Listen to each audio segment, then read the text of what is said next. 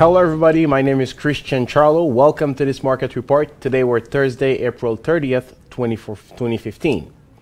Today, folks, in the markets, we have heightened volatility.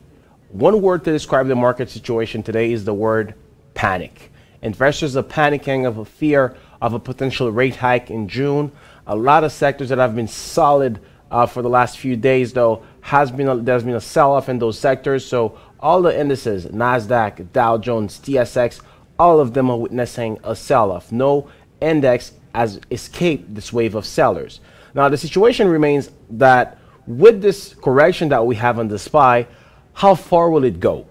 It's actually a tough call because by taking a look at this, we still have the 100-day moving average, which also corresponds to a former support around 206 points, where the SPY could rebound.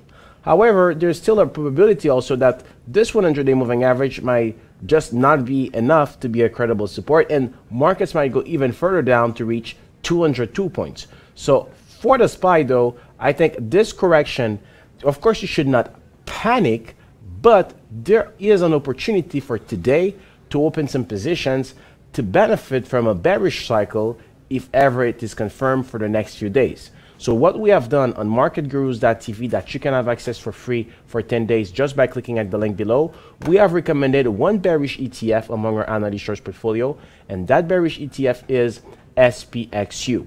Of course, if the SPY stops at 207 points, well, SPXU will lead towards what, 37. So that would not be a big gain for SPXU. Would not have the 10% to be able to take some profit, a big profit on a stock like that. But if ever the SPY here goes towards 202 points, that would be great. So this is why on SPXU, folks, you should actually go in with a half positions. Do not open a full positions today because this wave of panic so far, I think you should definitely and continue to remain cautious because markets remain volatile.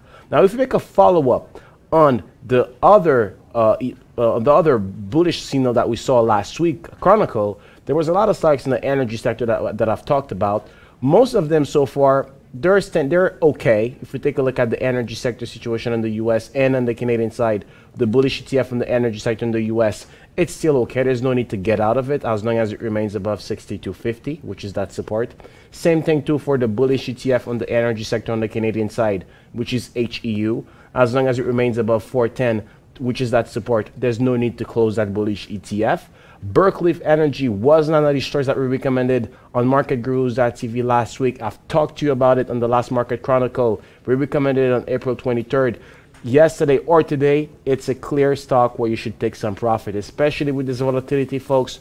You have to be disciplined, meaning that whenever you can take some profit, do it. And Berkeley Energy fits that criteria where you can take some profit. It's not 10%, it's at least 5% though since April 23rd. So take some profit on a stock like that. Other stocks in the steel sector, such as Reliance Steel that I've shown you on April 23rd, well, maybe you are in a situation where you can take some profit, especially with this neutral formation. I would do so though, instead of waiting for the stock to totally reverse this upward trend and goes below $64.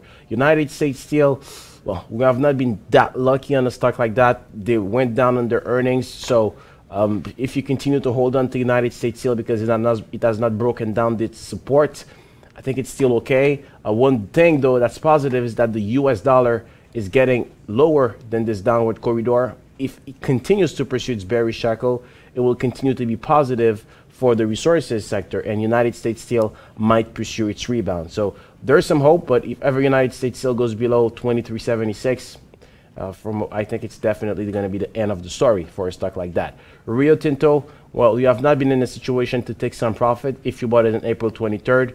So that will be a stock where you could either reduce your positions instead of closing it totally until it breaks that support at $41. So reduce it, especially with the market's volatility. I think it's a wise move. It's not closing it totally, but it's reducing it just to manage your risk. So those are mostly the wrap up that we have in the markets. You can actually open some positions today on some stocks like until ETF like SPXU. That's what we did on marketgurus.tv. There are also other ETFs such as TZA, which are also a great alternative. This is for small caps, so if ever the correction continues tomorrow or next week, that ETF will pay as well. BIS as well, that ETF will continue to pay well. And on those ETF, though, what you should do is that on an ETF like BIS, what I would recommend you is to put it in a 30-minute period, 30-minute, 250 period, and trend trade that ETF. So on BIS, the trend is your friend. So as long as BIS for me remains above 3440, with 3450, which corresponds to this upward trend, to be the reversal of this upward trend, there's no need to close that positions. On an ETF like TZA, which is the small cap bear, the trend is your friend. So as long as that ETF remains above 1040, which will be the reversal of this upward trend, there's no need to close it. So I think by taking a look at the 30-minute 250 period, you'll be able to put your stop loss a little bit higher, and this will actually minimize your loss potential on those bearish ETF if ever today's panic doesn't continue for the next few days. So overall, folks, on the last week best buying signals that I've shown you, most of those stocks in the energy sector, you should continue to hold on to them, right? There's no panic so far.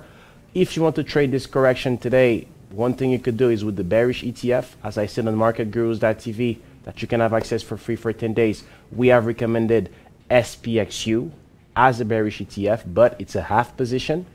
There's also other ETF, TZA, BIS, but all those ETF, go in with the half positions and put your exit point slightly higher instead of having to tolerate a bigger loss just in case this panic is short-lived. So that's it, folks. See you next week for your market report. This was Christian Charlo for marketgurus.tv.